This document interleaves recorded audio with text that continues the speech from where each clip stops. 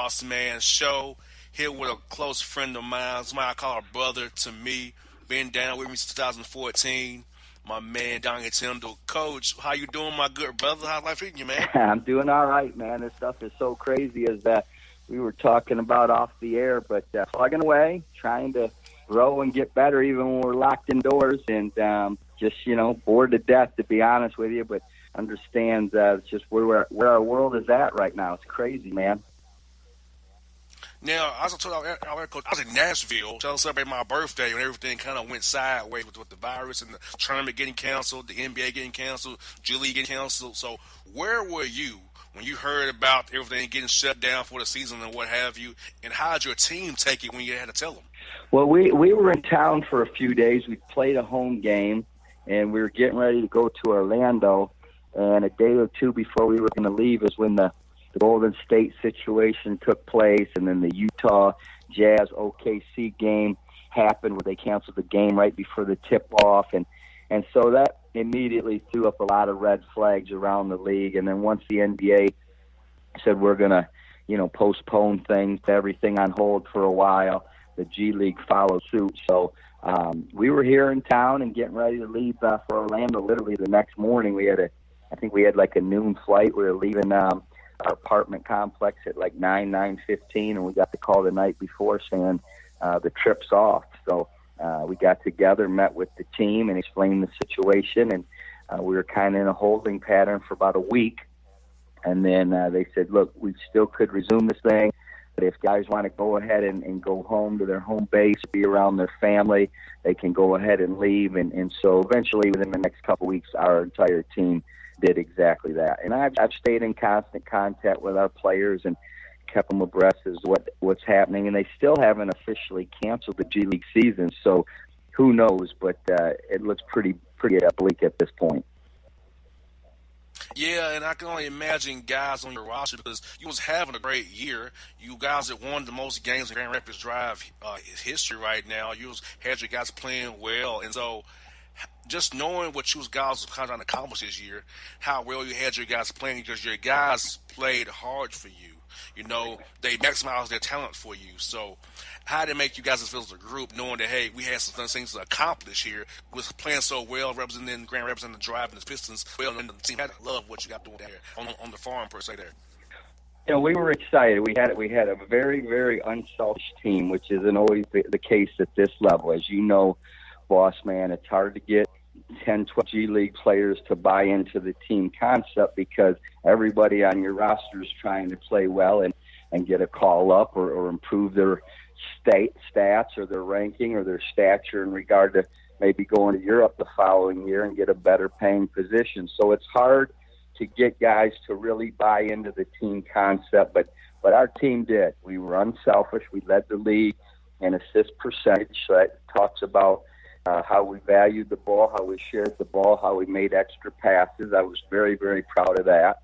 And then the hardest thing to get guys to do consistently at this level is defend and rebound. And we were number one in the league in defense and rebounding. So I was really, really proud of our team in regard to how they played. We didn't always play well, but we usually played together. We usually played very hard, and we defended, which gives you, and that's why we were having a nice season. We were set to be in the playoffs, possibly even have a home first-round game for the first time in the history of the organization. So that would have been really, really cool. And, it was disappointing. But, you look around the country, and whether it's the in-state tournament with seniors missing their last chance to play the big dance, or the NBA season and so many guys from the Lakers and Bucks right on down having great seasons, that people are disappointed. A lot of people are devastated, but at the end of the day, there's nothing more important than the welfare and health of your players and your fans and your family, and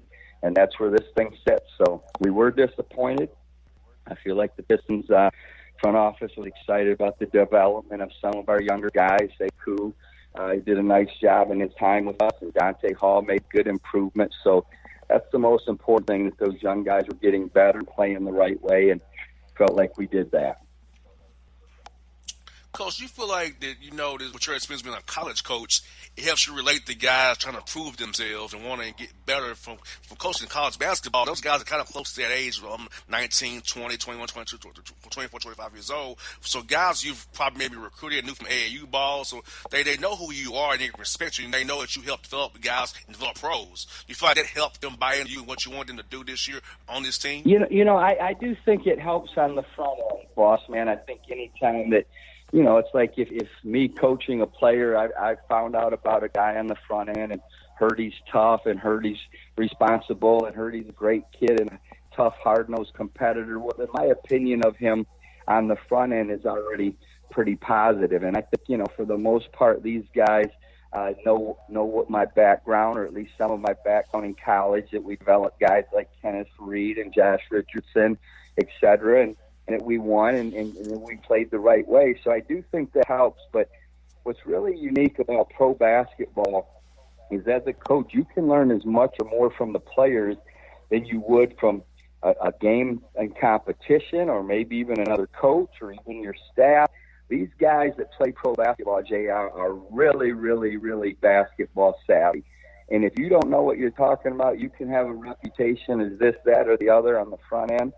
But if they don't think you know what you're talking about, or they don't think you're telling them the right stuff to make them better, they will tune you out and you will lose your team quick. And so I think the biggest thing is, they probably knew about me on the front end or had heard, but until they got there and really understood how hard we push guys and how much extra time we're willing to spend with them off the floor, watching tape, in the gym, all the things that people don't know about or see on the TV on game night, those are things you need to do, and those are things we did. And I think that probably earned the respect of myself and our staff more than anything, that they really bought in and felt like we were doing everything we could to develop them and help them grow as players. Now, I know you love college basketball, but talk about your transition from being a college coach to being a pro coach. I know at first you had some apprehension. You was kind of going back and forth with it, but then we kind of probably talked about it on our own a little bit, and then you kind of decided to make this move. So for you, finally getting immersed into this NBA, G League, and this whole new realm of coaching, how's that transition been for you this past 2 years or so you've been doing this? Well, I learned a great deal. My first opportunity was to be with Coach Stackhouse there at Vanderbilt now when we were with the Raptors G League team. We won the world title my 1 year there, and it was a big transition because the game is so different, boss man. It's faster. There's way more possessions. The rules are different. There's just so many more decisions and quicker decisions you have to make at coaching the pro game. So being able to learn, under Coach Casey there in Toronto and with Stack and the G League team was really, really beneficial for me. And then as I kind of continued to grow, and this year being my first year as the head coach, the biggest thing I was uncertain about is, can you coach these guys hard? Can you be direct with them? And can you get them to play the right way? We play 50 games, 50 nights a year, and everyone said, heck, coach, if you can get them to do the right thing for 45 of the 50 nights, you're going to have a heck of a season. And so I was myself. I think in college, when you challenge guys, you can be a little more personal than you can at the NBA. But at the end of the day, you can be direct and straightforward with these guys. They want to be coached. And I think that's a misconception among pro players from the casual fan is, now they don't want to coach. They just want a coach to roll the ball out there and let them play. And that's the furthest thing from the truth. These guys want to get better. They want to develop and grow because they all want to make more money and move up the ladder. And whether that would be considered selfish by some or whatever the reason being, the bottom line is they want to be coached. And we coached them hard. We were on their tail and challenged them every single day on the practice floor and in the film room.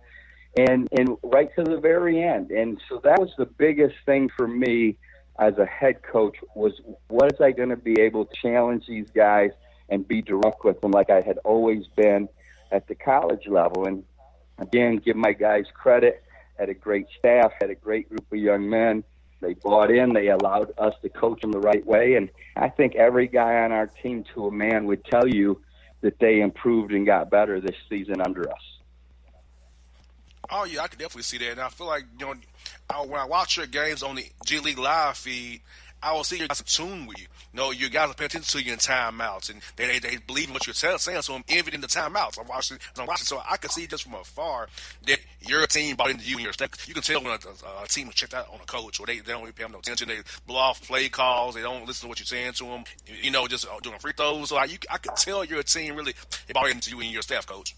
Well, I appreciate you saying that. I think, again, you're not going to lead the team in defense. You're not going to lead the league in assist percentage.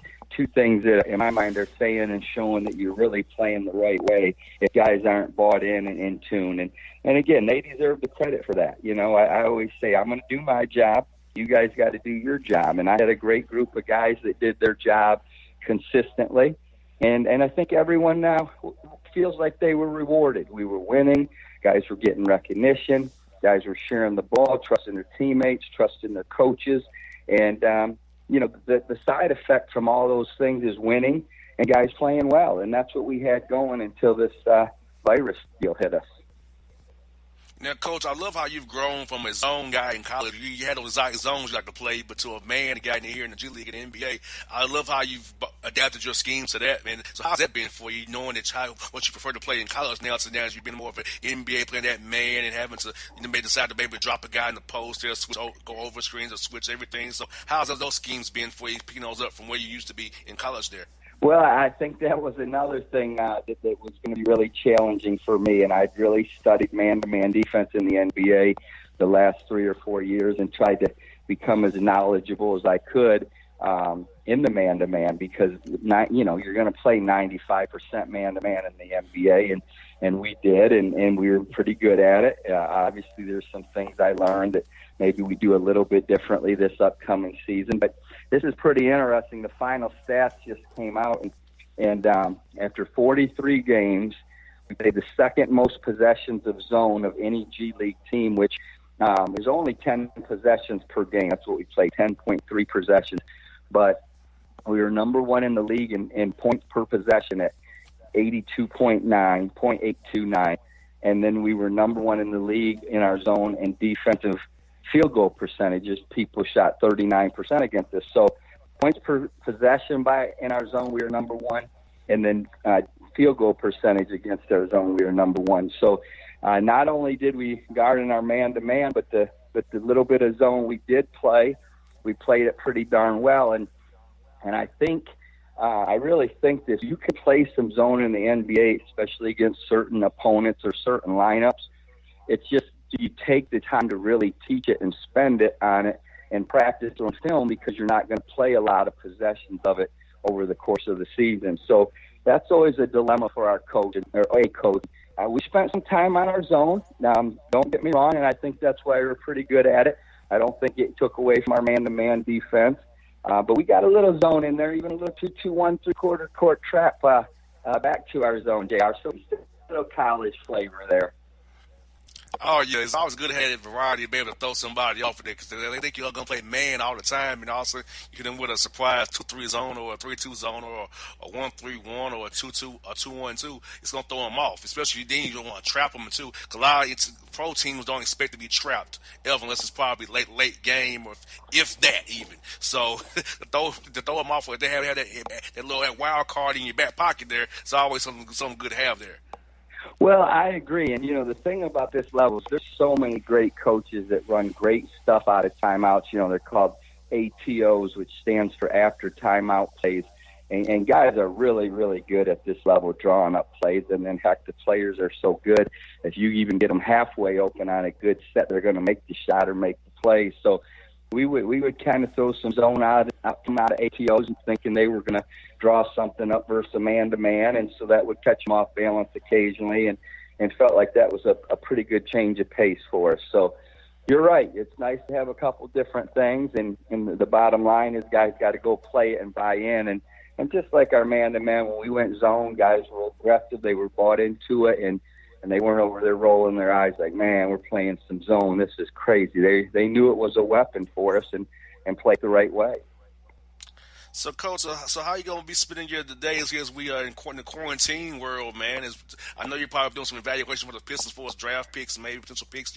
Who you guys may draft and evaluating your team as well, writing up those final stat things for the big team. So, what are your days like now since we're in quarantine and you still kind of doing some work from home here for the Pistons? Yeah, I tell you what I'm doing a lot of is I'm going back and watching every game that we played this season, taking notes and looking, seeing what we did well, what maybe we could have or should have done better, et cetera. Then I'm studying some other teams, obviously the Pistons, with some other teams as well that I like some things they do at both ends of the floor, trying to pick up a thing or two that maybe they do that could help me/us. And then I am watching some mostly guys that would be at our level, the G League stuff, guys that are coming out as seniors since they didn't have Portsmouth this year. I was going to go to that with our general manager, John Phelps, and evaluate some talent and do some interviews there. So been watching some tape on guys that are G League prospects and then trying to just get a workout in. I can't go to the gym, but I walk/jog every day and lift weights a little bit at our place. So, trying to stay as healthy and as active as I can. And my mom and dad aren't too far away, so I don't let them leave the house. I go pick up some groceries and deliver those to them once a week. And, just trying to abide by the rules and stay in, but yet stay as active and keep my mind as sharp as possible, because it's easy to get bored and want to take a nap every day or sleep in till noon. And obviously that's not going to help you get where you're trying to go. I hear that. Well, bro, stay safe. Y'all's been like a brother to me, close friend. So I'm happy for your success. I'm happy from where you've came from, and people are now seeing like, well, I know that you're a damn good coach and you're a damn good person at that. And the people who have lied on you and persecuted you, they're getting their penance now because you're definitely successful, and nobody can take that away from you at all no more. You're doing what you want to do, and you're loving what you're doing. I'm happy for you, bro. I really am. Well, I appreciate you, buddy. You're a loyal friend, a good friend, and stay safe out there. Take care of your family, and let's stay in touch. But I appreciate you having me on. Anytime, bro. Be blessed, bro. Talk to you real soon, man. Okay, thanks now. Bye-bye. Bye-bye. It's Donnie Tyndall on the Bossman Show. My heart skips skipping the beat. You're not close enough, so that space between you and me, let's lose it. The way you're dancing, swaying to the music, girl, that body and how you move it. Every time you cross my mind, girl, I lose it. Alexa, play the Country Heat playlist. Okay. I don't think you know what you're doing to me. You got With Amazon Music, a voice is all you need. Get tens of millions of songs. Download the Amazon Music app today. All right, folks, back on the Bossman Show with a friend of mine, Donald Young, with me.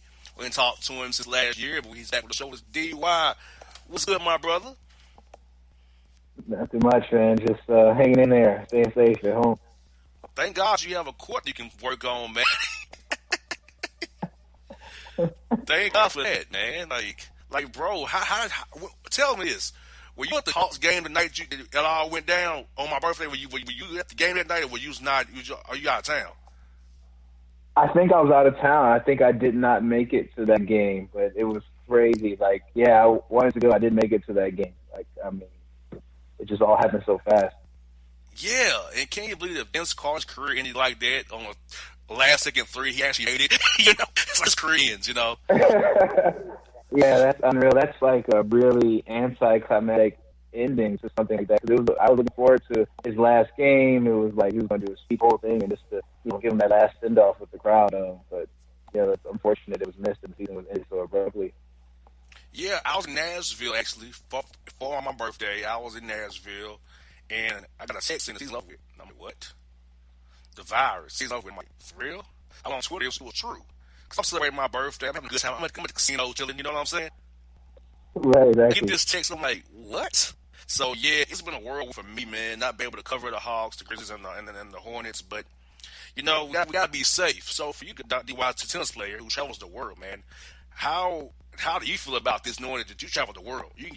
Anywhere you go could have this thing going on. So, how do you feel about getting into it, traveling and having to go to other countries and play tournaments nobody's house? Yeah, our sport faces a different dynamic and more of a challenge than sports that are domestic based, because it's worldwide and you have to travel to get there, and players need visas and have to come by the countries, and you have all these people coming from all these different places with the travel restrictions and the countries and the people with the virus, and you having to be quarantined 14 days to to know if you have it or not, or if you do have it to let the symptoms subside. It's really tough for us in general, the people and willing to travel around the world so comfortably before this all. I just don't see how it's going to, in the near future, change that quick for everyone to have a fair opportunity to play all the tournaments in all these different continents and places. Yeah, because, for you guys, you're out in the open. Fans are close to you on changeovers. Some places are, at least. And, they say you can go from 6 to 13 feet forwards and call for the air droplets. So, then the tennis balls with the ball kids and ball girls, I mean, it's just so many variables in your sport, man, that out of your control. I don't see how it can be done safely anytime soon. At least not until 2021 at minimum. Yeah. Hey, I agree. I just don't see how that could even play. I mean, you could play with no fans, but then it takes the atmosphere, but that part's fine. But then you have to play with no ball kids, which is another reason even more, because then you have an umpire or umpires in plural that have to be out there, and that's at least at the highest level 7 of those. Yeah, it's just very, very close, and I just don't see how that's possible. And then you have at any given tournament 100 players and a locker room that's very tight quarters. Like, again, it's just a tough scenario. Yeah, because you can't really distance in a locker room. That's why, I know with the Hawks, you have 17 guys in a kind of a small space. And that scares me. Come back to work, having asthma, for me, at least having asthma, you know what I'm saying? So, just think for you guys, having 100 guys and, trying to slam into the BBC Atlanta Open locker room or at the 12 Hotel or wherever you want to do, riding the cart together. That's not something I want to do, no, I ain't happy. Right, exactly. Yeah, 100% is not social distance, all the proper protocol. So, with gyms kind of closed right now, so how have you been trying to stay in shape and work out and not lose rhythm you already built up from your time in November, December to now? So how do you kind of stay in that rhythm now, knowing that you really can't go to a gym per se, and you can't really get nobody hit with you? So how's that been for you? Yeah, for me, I've been fortunate. I have a gym at the house and a court at the house, so I've been able to kind of keep up practicing, obviously not with other guys, but I've been able to at least work on my game and hit serves and hit some balls and do some drills. In the gym, I've been able to actually keep up my gym regimen and do all my normal stuff that I would normally do. So that part for me has been easier than most. I know some guys rely on the gyms or are training at tennis centers that are closed and they don't have access, or the courts they would have access to are public courts that are, unfortunately, they haven't hit a ball. I've talked to guys that haven't touched a ball and are struggling to do actual proper workouts. They can only do some body weight stuff. Well, for me, haven't played football. For me, it's basketball. Racket sport, tennis or golf or badminton. You have to really you use it or you lose it almost. So for you, if you had to pick a racket and say months or Sunday, how long does it take you to get back in your rhythm to actually hitting balls clean again? Yeah, that could take a while depending on how long you've been off. I mean, at this level, you hit so many balls that they'll come back. But the rhythm thing, it's fine. It's when you play, that's what you get out of stuff. Knowing what to do at certain points, at certain dimensions, when you have it play for, months at a time, which it could be, that's hard for people to actually come back, and I don't think that's going to be that easy. Oh, yeah, for me, having that pressure break point or planning a tiebreaker, having to get back, break back to get back on serve in a set or something like that, man, I can only imagine. You're going to do so much in practice to simulate that. You really don't get into an actual match. For me, having to catch footballs on the practice field, nothing. Actually, in a game, catching football, okay, you feel you have an ass, it's another defender, the final 5 you have. So I can imagine if you guys having to practice those scenarios is not very easy right now, for sure. No, that's the hardest part. Yeah, that's just not happening, and you just can't simulate match play. And it's basically going to be way longer than it's already almost been longer than the offseason most people ever have a chance to have. So for a lot of people, it's finding the right time or when tournaments are going to start so they can, plan their training so they can peak for a certain period of time. It's hard to just go hard with no foreseeable future on when you're going to actually start playing. And I'm glad Wimbledon canceled their tournament, but the French Open to the U.S. Open, which probably ain't going to happen, but idea of going from hard to clay, I mean, it's doable, of course. It's not ideal, but it's doable. But like, really, you really have to train for summer of the U.S. Open at County in New York and go right to Roland Garros. Nah, he ain't make no kind of sense to me at all. Yeah, I just, that was tough. A lot of people were kind of like, had their eyebrows up. They didn't understand that one. But, I mean, I think they're just trying to make sure they can get their turn off at the French Open and, players can play and make some money. And I think that's their main thing they want because that's how their federation funds themselves. So they just want to be able to play it. And they kind of did it really quick and didn't really One. And Wimbledon, they did it early, had a little benefit from that insurance policy they took out, so it wasn't a big hit for them. But I just, hard to clay is tougher than clay to hard. That's going to be a very tough transition in a week's time. Especially like now I don't know how the new Miami played, but the old one was very slow, like a slow clay court or a fast clay court. It was very slow.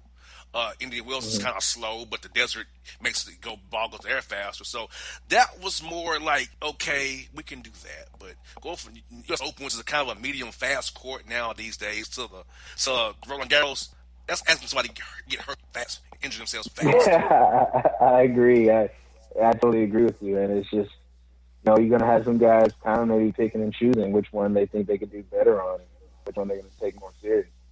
So that's going to be tough, especially if the summer hardcourt season doesn't go off, so you're just basically coming to play one tournament in the States. And if you're European, is that, the best idea for you? Correct. And, now they say now with this whole pandemic, when's going to have lights at the French Open this year, a roof and there's lights there this year? That's what they have at the French Open now. I know it gets to get dark there at 9:45 is the max. Maybe if you get them on the feed, 10 o'clock maybe. On Chatrier, maybe. But now, with it being in September, I know it's going to be darker faster. And, can you play that late in the night in Paris now? In September, you could here in May? Okay, keep going to it, but I don't know. Yeah, I just don't know either with that. I've never been there at that time of the year. I heard the weather's actually better at that time than in May because it's kind of cold in May depending on, just what happens in the week, but I heard it's amazing all the time during September. So the weather might be fine, but I don't know about the lights, and I just think it's just going to be tough. I really don't know. I could not give you a good answer on how it's going to go. I guess it just remains to be seen. I ain't gonna lie. I actually fear for you guys, especially you my guy. In school, all you guys I really care for personally. I'm scared for y'all because you have to make money traveling out of the States, but it's just not knowing how this variant we're gonna be here with no vaccine. You're just kind of out there to yourself. I mean, I work for you guys, to be honest with you, man, because it's the nature of the beast that you guys play. But I never thought in my mind that travel would maybe cause somebody to get sick like this and have to deal with something this crazy that we're dealing with right now. I agree, yeah, because that's travel to play, but is it worth your life in a sense? It's kind of like you got to pick and choose. Maybe the Americans or the people in North America put all their emphasis on the Open, playing here in the States and maybe not going there. Or you never know, or you go there because you really need the money, you take the risk. But it's just going to be a really different type of situation. And how is their economy moving? And can you get your Ubers? Prince Charles. Things to play as well. Now, last one I got for you, bro, is this, man. I know you enjoyed coming to the Hawks game this year, man. So I saw numerous amount of games this year. How was it, man, covering a lot of Hawks games? Didn't see many wins per se, but how was it coming to the games as you were this year, man? Yeah, we didn't see that many wins. I enjoyed it as my first time being a season ticket holder and to come to the games and have some of the cheering on the team. And Trey put on a show pretty much every day he was there. And it was good. I mean, we got the two rookies that came out. I enjoyed going and spending time and just getting out there and supporting the Atlanta team and on my free time. So it was pretty good. It's always good to see you, man, when I would show up to the game. I don't come every night as I should, but it's always good to see you when I did show up. Yeah, for sure. It's always good to see you. We sit down and chat, talk about the game, and just sports in general in life. It's always good to catch up. No doubt. But, bro, I hope you're staying safe out there, man. I hope to see you real soon, man, once all this stuff dies down. Man, definitely be cheering for you and praying for you. And I hope this all works out for us all, man. Get you all back out there playing ball, man. You get out there doing what you do best, which is win no matches, man. And with your lefty style, man. We're the one of a kind, man. You just speed out there. Hope to see you real soon, brother. Yeah, for sure. Likewise. Thanks for having me on, man. I look forward to catching. It's a good time. So we'll be soon when this all blows over. All right, D.Y. Thanks so much, brother. Be safe, man. You too. All right, it's D.Y. here on the Bossman Show, people. It's maybe the night that my dreams might let me know. All the stars are closer. All the stars are closer. Tell me what you gonna do to me. Confrontation ain't nothing new to me. You could bring a bullet, bring a sword, bring a morgue, but you can't bring the truth to me. Alexa, play Kendrick Lamar and SZA. Okay. Maybe the night that my dreams might let me know. All the stars are closer. With Amazon Music, a voice is all you need. Get tens of millions of songs. Download the Amazon Music app today. I found my man in Memphis to join me, JC Smith, the JC Sports Report. Bro, what is good, man? Boss, what's happening with you, man? Man, another week, man. I've been in the house, man, trying to get by it. Bro, I must tell you, there have been protests here in downtown Atlanta, people to come back to work. I'm thinking to myself, these Trumpies can protest about the mask because they're going to be dead in a few weeks. So I'm fine with that, actually. Kill yourselves. Man, I know, right? It's ridiculous, man, what's going on. It's like, you got scientists, doctors telling you, their best advice, let's just chill, wait it out. And then you got, President Orange, telling people that he wants to get the economy started back up again and, reopen the country May 1st. Like, I mean, okay, so what are we valuing here? Are we valuing money over people's lives? Like, what's the big, the end goal at the end of the day? And you're right, boss. People. At first, I'll admit. At first, I was like, this ain't nothing, or not the fact that it wasn't nothing, but just the fact that okay, it's not that serious. But then when you see the numbers rise and everybody, coming down with the virus, man, and the way things are just shut down, at a certain point in time, okay, oh wow, this is something. This is serious, man. So you take heed, you take precaution, and do what you can. But man, it's just like. Some people just won't get it until, it hits your front doorstep, until it hits home. And, that's what I think, has to happen for a lot of these people, that the ones that are protesting right now. And Trump is an idiot on Twitter talking about liberating states. You know what I'm saying? Like, it's some wild times that we're living in, man. We're going to look back on these times when we get older, much older. We're like, man, we really went through this, man. Like, we really had an idiot in office that was basically had divided the country for several years, man. So, it's a sign of the times that we're living in, man. So, yeah, I said, I'm actually fine with them protests because it means they'll die. Hey, I'm okay with that. If you want to die, go out here and die because, bro, this was in Florida and in Georgia where they say if you open up the government again, the economy, you're going to make us rich. Just ask some funeral directors. Wow. You're going to make us rich. Wow. They say this to Brian Kemp and Ron DeSantis here in Georgia and in Florida. If it was the government again, you're going to make us really, really rich. There it is, man. There it is. It's crazy. Even they know. They know what's coming. And it's not Florida. It's funny. The beaches are open in Florida, but the schools are closed. What's that make? Hey, man. Hey, in Florida, like, back in the day when you did the ball courts on Florida, man, all the different Florida stories, what do you expect? Like, Florida is going to do what Florida does. Hey, that's who they are, man. They always going to do stuff that makes people harm, danger. That's just what Florida, that's what they do, man. Yes, indeed. And so, bro, the NFL draft is this week. With the draft coming up here, what storylines you can keep your eye on, man? Man, definitely, man. Plus, the world Heisman Trophy winner at LSU, national champion, of course. He'll go number one as expected to the Bengals. But after that, man, like, I'm very curious how to do it. They go early, or somebody try to trade up to get him, or do they just fit up his medicals? And does he fall? Late in the first round. Like, it's a Tua is going to pretty much. Tua is where you're going to pretty much see, anything can happen in the draft there.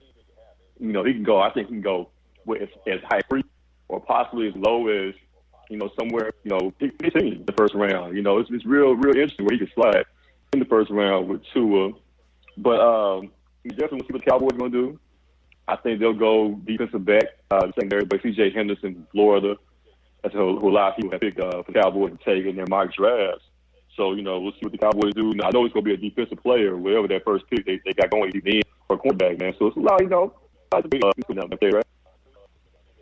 Yes, indeed. And also this draft is going to be a question because they couldn't have like the pro days and all the meetings with them on the field. So you're pretty much drafting blind almost. Right. And I think that's going to make for really see who's really a good evaluator and who's not good at evaluating. No doubt. Like you said, first draft. Basically, they're playing fantasy football. They have a fantasy football draft. Yes. At this point, everything going on, man. So, like I said, basically, just going off of what your scouts see, and I'm not going to see these guys go out or anything like that. So, yeah, man, it's only a different year, different draft, man. And like I said, I'm between all these, how you guys run. Yes, indeed. Against quarterback go ahead. Also we heard news as a market. Who's like the hot topic in LSU that won't get in all-season stuff off since so Jacksonville trying to clean house now. At $4.1 million, what team do you think should really be interested in signing for the trail backfield? I'm still in for Ned, man. He's a big, strong, powerful, fast running back. I'm still a fan of him, man. I think he has some good years left, some good trail on those tires, man. He's had some injury issues in the past. A good team where he'd be a good fit just to come in, man. I think, if what's his name was Houston, Bill Ryan, man, I think Fournette would be a great piece, man. Or in Texas, I think he needs to go somewhere where it could be a 1-2 punch, like a lightning thunder type of thing, man. Like how dangerous the Saints be if they can only kind of duplicate what they had a couple years ago with Mark Ingram and what's my man's name? Escaping right now. Reggie Bush, Kamara, thank you. Kamara and once I done the man, put them on the Saints, something like that. That'd be a here for man. But like I said, he had a couple good years left in him, man. I think he'll go to the team. They can definitely find use for him, man. Because he's the guy. He can play. Jacksonville is a tough franchise, tough team to play for. No, man. But I think Fournette still got some good trail on the tires, man. Especially Jacksonville ain't up in South Georgia extended. That's all it is. That's all Jacksonville really is. It's just a sense from South Georgia. It's not really Florida. It's from South Georgia. Duval. Yeah, so, hey, if I was the Chiefs or the Steelers, I'll be looking at his way. Because Damian Williams only had 400 yards left in the regular season. So, if you throw Fournette with that running game, because I'm thinking about this, if you have Patrick Mahomes and those weapons out on the outside, this running lane's open and good. You know what I'm saying? Right. For somebody to run through there. Right. So if you upgrade that position for Kansas City, man, Kirk right there. Yeah. You're right about that, man. That'd be a good look. That'd be a very good look. Also, we got rumors of an Odell trade, potentially. Now, you know how sensitive Odell Beckham is. In Cleveland, dabbling around with the Vikings, potentially, maybe. What is it that what is it that about Odell Beckham you want to trade him so fast? But what are your thoughts on Beckham's attitude going to be, knowing else and rumors about him potentially, and how do the Browns make this up to him and if they keep him, how they keep him on task, knowing that hey, we did kind of looking to maybe seeing we can get rid of you. Poor Odell, he just can't get him. And I never let him going to Cleveland. I never thought that would be a good fit. Baker Mayfield is good, but he's going to be just a downfield thrower like that. He doesn't have that big arm like that, man. So, never saw the fit for him in Cleveland. I'm feeling like they will end up trading him. What about a team like the 49ers, man? Getting Odell and using him as a threat. They did lose Emmanuel Sanders, and the 49ers need a true number one receiving threat. I think that'd be a great destination to look for a trade, man. Also, going to be a good spot for Jameis Winston too to learn how to be a quarterback in New England, but because Kyle Shanahan is a robot. That's why Matt Ryan couldn't audible in the Super Bowl. Right. Because Shanahan calls the play. You can't change it. Right. Exactly, man. So that's why Matt Ryan. People say, why did Matt Ryan audible out of pass play? How Shanahan called in his offense? You can't audible. It's whatever he calls. So no matter how bad the look is, you can't change it. Listen to me, of course. So There it is. Jameis Winston learns how to go to Shanahan, learn how to be a quarterback Mm-hmm. and rehabilitate himself. Maybe he pushes out, if Right. he gets his mind right. Mm. That'd be something right there if that happens. So yeah, I'm just looking at it right there now, bruh. Have a little fun with the people, man. Bruh, things that brothers can't do during the quarantine. One thing is get your hair cut. Well, all right. Brothers Okay. are looking messed up right now. All right. I stand accused, boss. I'm guilty, man. I have had my hair cut several times during this pandemic, man. I'm sorry. I'm glad you're still breathing, brother. I'm glad you're breathing still. I can't do the naps, man. I can't have all the gray hair. Like, my hair just nappy. It's just wild, man. So I had to get cut, man. Shout out to my barber. He came through, got me looking right, man. I'm glad you and him both are still living right now. I know. I took a risk, man. I took a risk. Now, I will say, I found this nice little tool on Amazon that I use to cut my hair with. Now, I've never cut my hair in my life, but I'm just going with a ball. I went with I just balled my hair out. I just used it. It worked. And I had to buy another one because I burnt it out trying to cut my hair the first time. So it's going to be my little tool to keep my head kind of looking okay, because I slick messed up a portion of my hairline, but whatever. I just had to. Shit, it's a little bit until it's calmed down. I'm gonna be going to the team look like until I can get some guys. Also, bro, dating during the quarantine has to be hard. Man, we were actually talking about that. Man. I got a new podcast that we just get ready to start, and we talked about it yesterday actually. Dating during coronavirus and how guys and girls are going to kind of go old school in a way, man. Remember back in the day where you used to actually be on the phone a couple of hours, talking to a chick, getting to know her. Like, that's what's going on now. Like, that's a whole conversation now. Now, she, anything like, you really got, like, talking to them now. So, there's actually been some good benefits of the shutdown and the pandemic and us staying at home. There's some benefits, man. I think that's one of them. I think getting back to the days of courting and, getting to know chick, man, like you used to do back in the day. But there's also this piece, bro. Mm-hmm. You want to go smash, do you do it or not? Hey, man. That's the one you got to think about.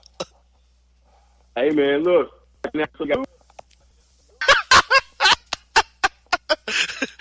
JC's like, yeah, boss. Yeah, I've had to kind of make that call already. Hey. Several times. I understand. Hey, I think I'm making the call myself this weekend, actually. Hey, you like that? You like that, man? Yeah, but for real, they ain't really think about this though. Do you really want to? Do I roll the dice on this one right here?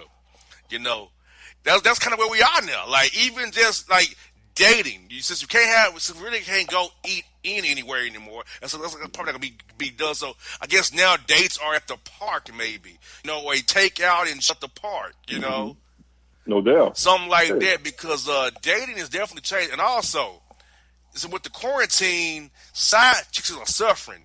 They don't know what to do right now. They're probably threatening mutiny right now. They can't get any money because most of them are putting out for some kind of benefit. Most of us are, and now they're threatening. The dude like, hey, if you don't tell, I'm gonna expose you.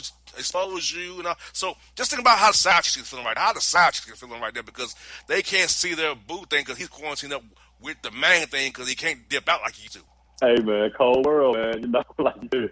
Corona is shutting down a lot of things right now. It's really cutting down on the side relationships. I told you another benefit, man. Guys are sticking with their main thing, and when this is all over with, they decide, hey, all I need is one. So like I said, side people are struggling out here, man. There might be a side piece convention. They got to regroup. They got to regroup this summer and figure out what they're gonna do next year, man. Besides just losing during Corona, man. I'll tell you, a doctor is very happy right now. OBGYNs, a lot of runner babies coming up here coming up that later this year. So they're very happy.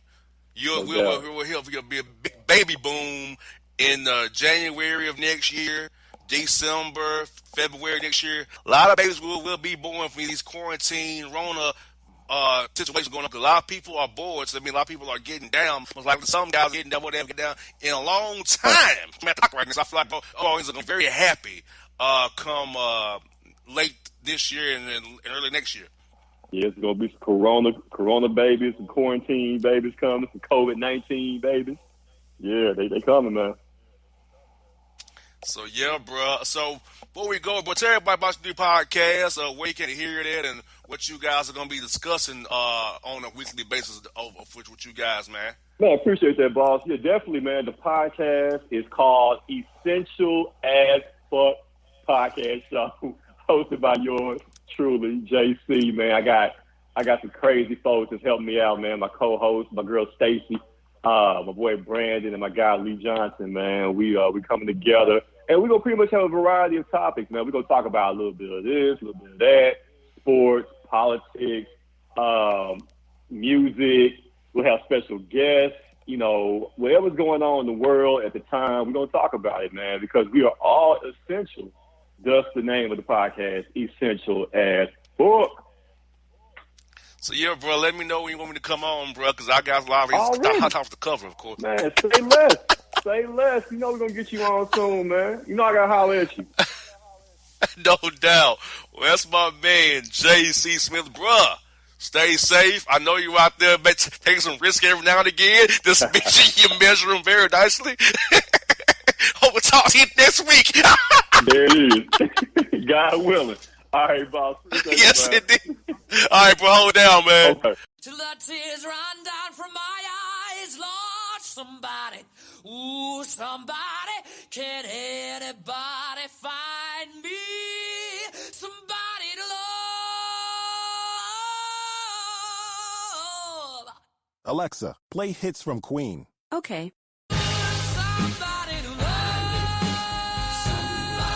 With Amazon Music, a voice is all you need. Get tens of millions of songs. Download the Amazon Music app today. All right, folks, back on the Bossman Show. Time for your weekly installment of the craziness in Florida. And so I got my man with me, Bone. Bone, what is good, my good brother? How is life treating you in the quarantine zone up there in the Tri-State area, man? Oh, I'm good, man. Good to be on.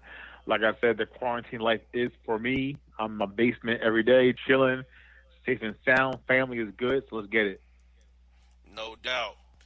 Well, folks, you've been waiting on it. It's time for it. It's here. It's the Boss Report. First story bonus is Florida man allegedly drops his pants inside TJ Maxx. My question is, why are they still open?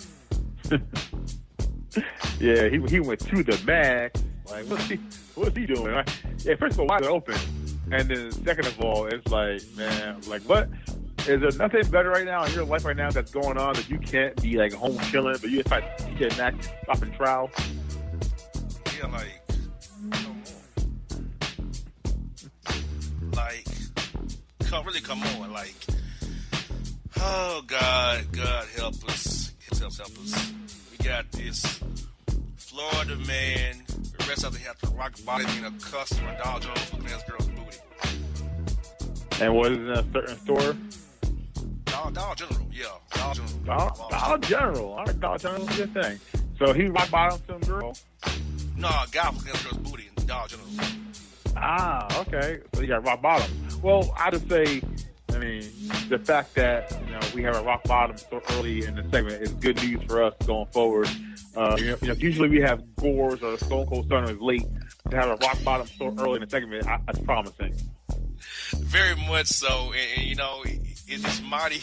It's a theme we're gonna have here today, because we all know a Florida been arrested for hitting a patron with a bat in Walmart, standing his woman's booty in the milk crate. Right? It's not a milk crate, Florida paper. It's the milk. No, not the crate. I don't know what it's called. It ain't a crate. It's like the freezer, not the crate. Whatever. We got a man hit him with he went and got a bat for sporting goods. He went in with it for against girl's booty at the milk shelf. All for a look? Not even a grab or a touch? A look. That When he seems a got a little bat for excessive. sporting goods and not the bat. That seems a little excessive. I mean, it's not respectful to ogle at the booty, but I mean, he's just looking. Maybe eyes. He's just looking. But, I mean, it was no groping or fondling. I mean, just for a look. I mean, homie should be proud that he has a woman so fine.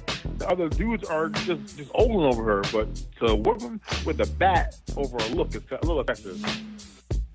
Oh yeah, got this. Florida man loads arrest for throwing quickcrete at customers who refused to wear a mask. He's throwing what? Quickcrete. Quickcrete. A 60-pound bag of it at customers for not wearing a mask in Lowe's. Oof. He must be strong, first of all. He's throwing pound bags like it's nothing. But damn it, there's a good workout. So he's throwing 60-pound bags at people. That dude's got some country strength, huh? Very much so. Very much so. I'm like, dude, you're tripping, dog. Like, my man is straight tripping. Like, for real, dude. Like, okay. Get this. Florida man politician mocks unemployed constituents for not having a job during coronavirus pandemic. Wow. That's low.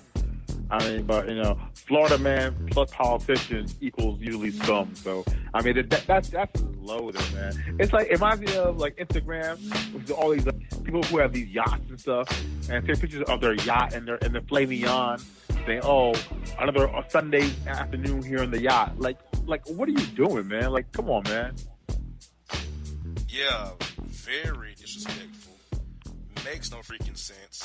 I'm just dismayed once more by the idiocy of Floridians once more. And here we go. Florida man arrested for screaming outside of a Winn-Dixie. COVID not here, bro. It's a hoax. Oh, yeah. I love those kind of people. I said earlier off air with you, I love the ones that go protest that COVID-19 is a hoax, but yet you see them wearing masks and stuff as protection. So if it's such a hoax, why are you covering your mouth and nose? These cats are crazy, man. Like, don't they watch the news? I mean, and I don't mean Fox News. Watch real news. Don't y'all watch the news and realize how serious this thing is? Y'all some fools, man.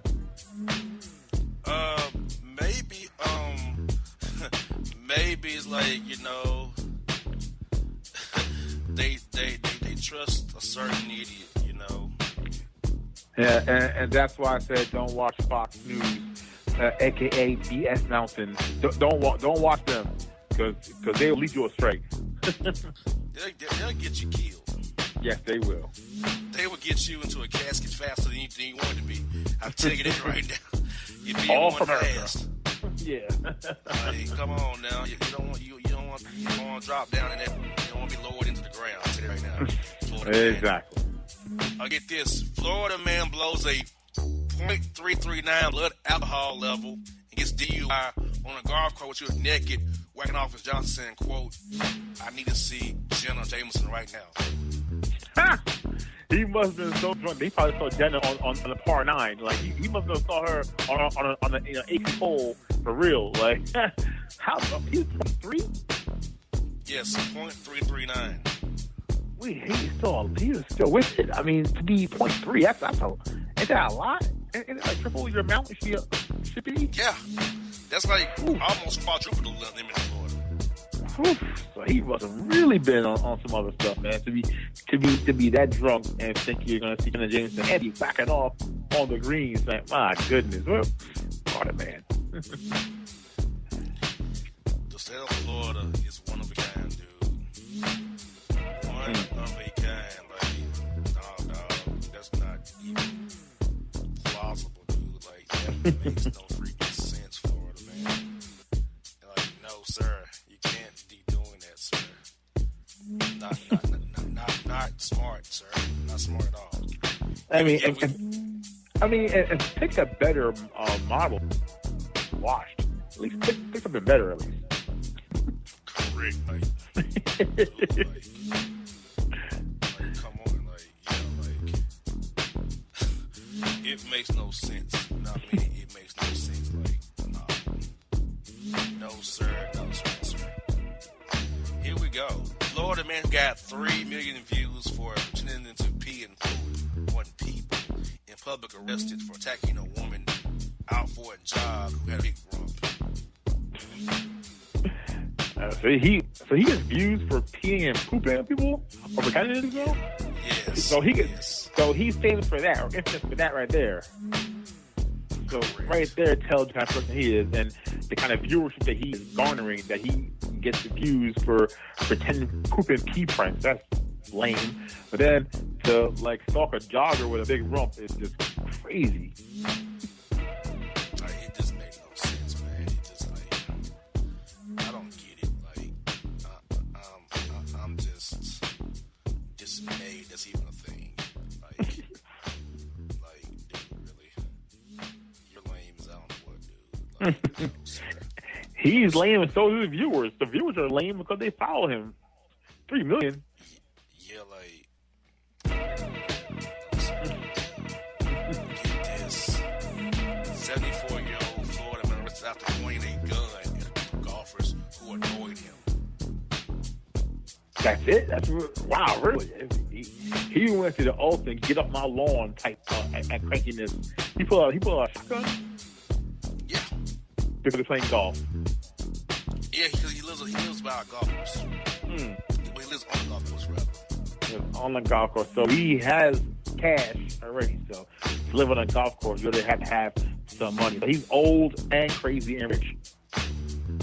Correct. So that fitted me like a elder Florida man, I guess. But the shotgun, woo, that's where he came with the heat. Yeah, he's definitely wilding for real. For real wilding. Get this. Woman arrested for cutting off his Johnson after the woman refused to give him what he wanted, which was some toppy. So he cut himself off. Oh yeah, that'll do it. So maybe just hand it to her instead of a gift. Like, what's the point of that? Why if you want the toppy, you might need to hold on to that instrument. Why are you cutting it off? I'll never understand why guys get mad and cut off their Johnsons. I'll never get that. I don't understand to spike yourself and cut up your own member. Is it like the movie Seven where it's in the box? What's in the box? What's in the box? Yeah, I'm just perplexed. This is something I can't understand that. I will never understand that. First of all, never what? Not too valuable. We're cutting off ourselves because of what? Yeah, too valuable. Okay. Yeah, all right, guys. More power to you guys. And here we go. Florida man arrested for stealing from Walmart while trying to conceal a face with underwear. With underwear? Yes. So not like, the mask, or not like a handkerchief, like a bandit. This dude put drawers on his face? Correct. Were they at least his? Yes, they were, thank God. I'm hoping they're clean. There's so many different questions I have for this concept. He couldn't find anything else. He couldn't find your old T-shirt. Yeah, you drawers. How about a surgical mask, maybe? We're wearing masks now. Yeah. I'm not advocating theft and burglary, but if you're gonna do it, be smart on it. Real smart about it. Oh man. Get this. Florida woman catches Florida man on camera running naked in her yard and deciding to whack off in the grass. So she caught him running around the yard, butt naked, huh? Yes. So did he know that she was home? Was it for her? Was he looking for an audience? He didn't know she was home. So it was just a drive-by wanker.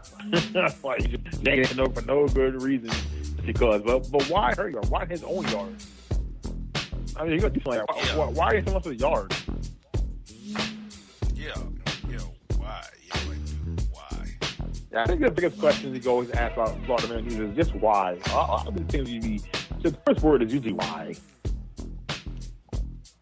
Yeah, this is awful. This is straight awful. And then you got this only Florida man.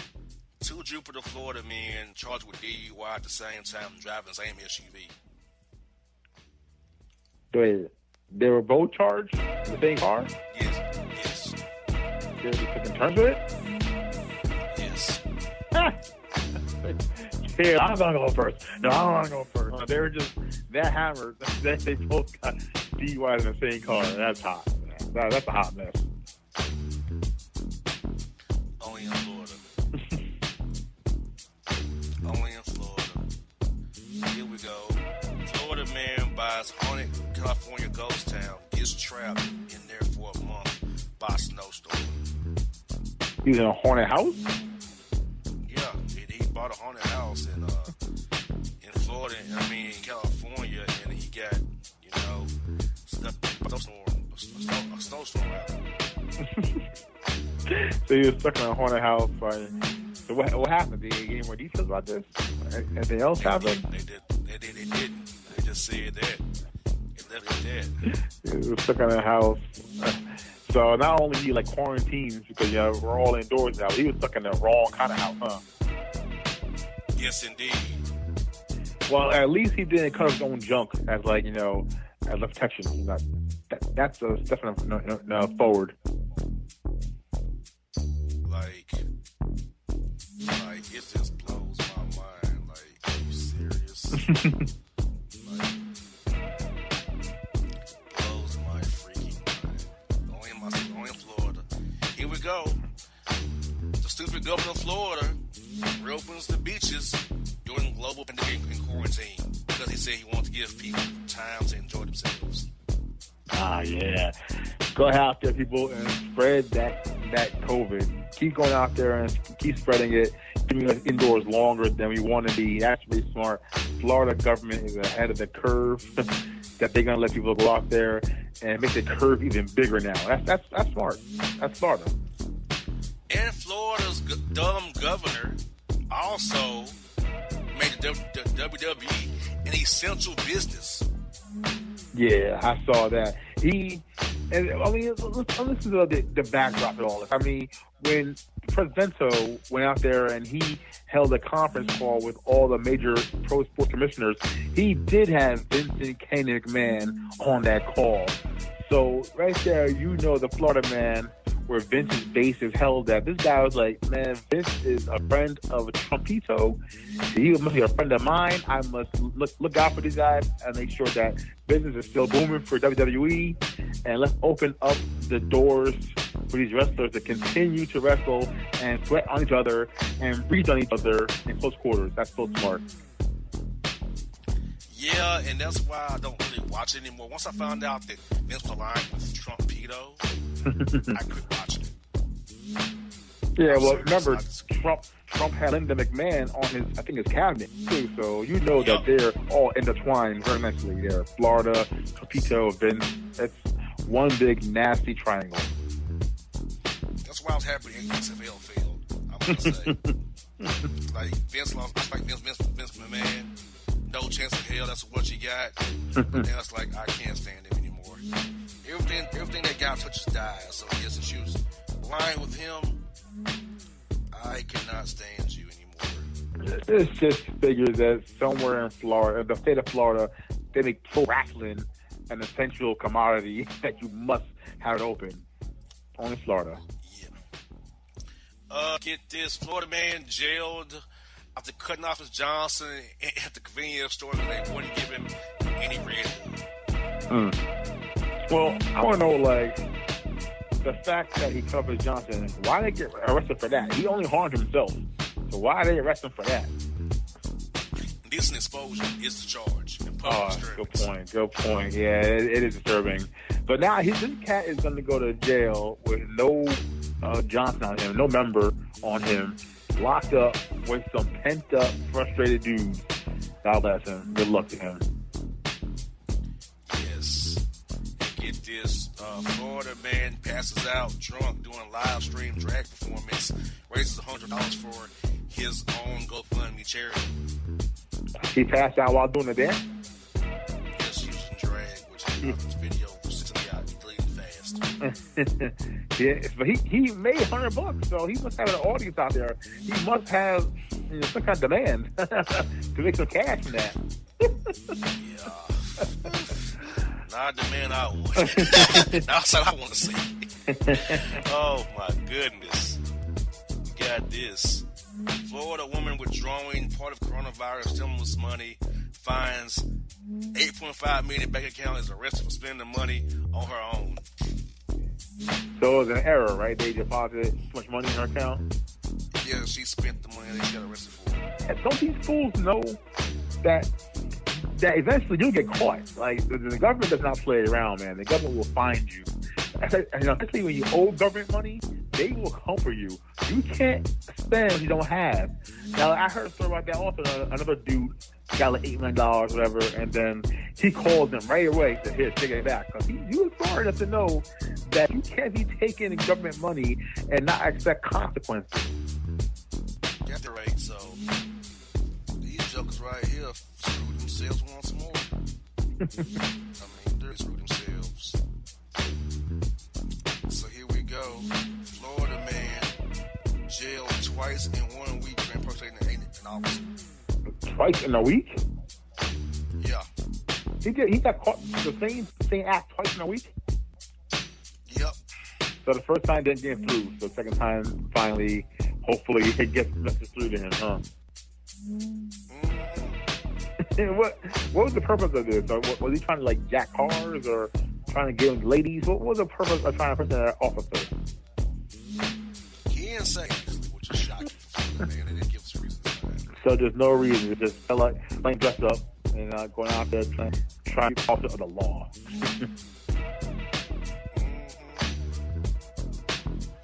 Yes, indeed. And get this.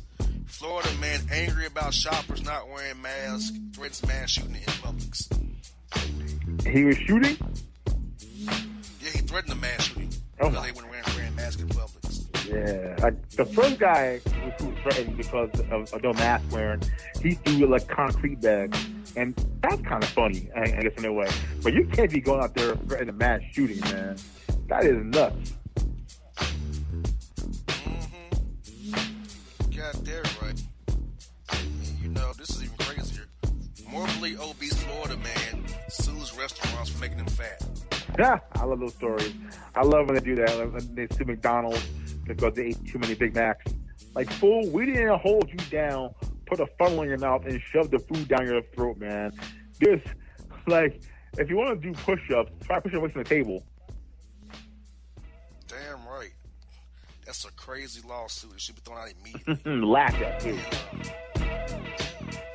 Florida man lawyers had to be reminded to wear shirts during virtual court appearances from their homes. Yes, I heard about this. I heard that they're actually lawyers. Some lawyers are actually in their bed still, the nightgowns. Some people are just lounging around. I mean, it is a comfy luxury to work from home now these days, where you don't have to wear pants sometimes because you're doing the Zoom from your waist up. But you got to be dressed at least a little bit, man. Come on, man. The final one we got is this: Florida man arrested after beating cellmate who asked for a courtesy flush to help with the smell in their cell. So they got beaten, huh? Yeah. You know what? I'm going to side with the aggressor for once. If you're in that 6x8, man, and that courtesy flush ain't happening, that smell swells up quickly, man, into the small, fine area. You know, I'm not gonna advocate a beat down, but I understand. Yeah, it's pretty awful. Pretty awful. So, Bone, what is your take on this week's Most Report from Florida? Well, I could last one because I understand if you don't have a curtain flush and such a small closet-like space, you gotta get snacked up a little bit. So I also like how we left off with the rock bottom off the bat. The rock bottom sets home for everything. Rock bottoms are always funny. Anytime someone does a WWE move in real life for someone, it's always a good start. It seems like it happens in Florida all the time in Florida. Like, that's what they do. Yeah, like, I'm waiting to hear you say Florida man gave a cross face or figure four. I want to see more complex moves now with you, Florida man. So please, Florida man, if you're listening, see more complex. I want to hear about moonsault, you know, or like a corkscrew La Plancha. I want to hear something really deft and defined, guys. I mean, I love rock bottoms, I love fours, I love Stone Cold Sun, but how about now and then we do a figure four? Or category or a side Russian leg sweep. Samoan drop. Yeah. something, you know. Mix it up. Insecurity, baby. Yeah. You know, like something. Yeah, I want to hear. Yes. I want to hear about a moonsault off the top shelf of a chip aisle in Walmart. So come on, Slaughter, man, be creative. Yes, indeed, with folks. That's the Boss Report with Boss and Bone. We out. And if you don't know, now you know, you know.